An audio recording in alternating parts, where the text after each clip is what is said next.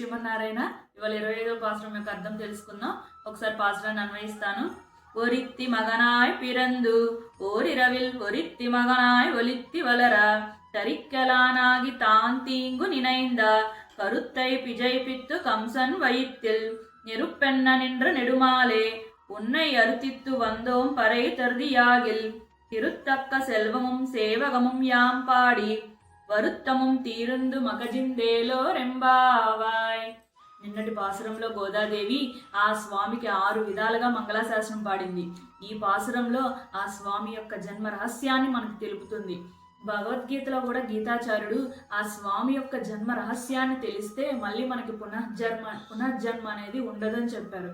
అలాగే ఈ పాసురంలో కూడా గోదాదేవి ఆ స్వామి యొక్క జన్మ రహస్యాన్ని మనకు తెలుపుతుంది.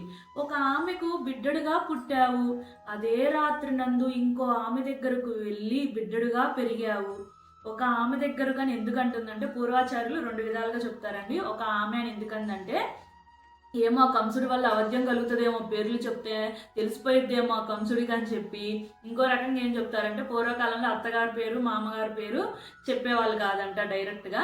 అందుకని ఒక ఆమెకు బిడ్డడిగా పుట్టావు, అదే రాత్రి ఇంకో ఆమె దగ్గరకు చేరి బిడ్డడిగా పెరిగావు.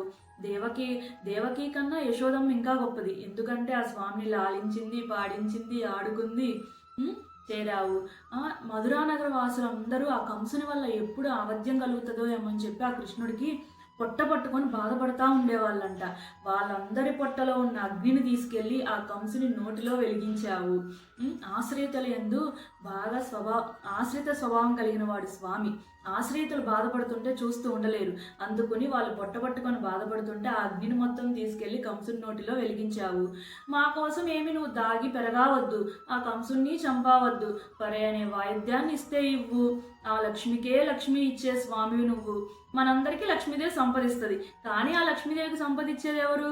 శ్రీమన్నారాయణుడే. అందుకుని ఆ పరే అనే వాయిద్యాన్ని ఇస్తే ఇవ్వు. ఇచ్చావనుకో నీ యొక్క కీర్తిని పాడుకుంటూ మేము పడ్డ శ్రమంతా మర్చిపోతాము స్వామి అని కోరుకుంటుంది గోదాదేవి పాసురంలో. జై శ్రీమన్నారాయణ.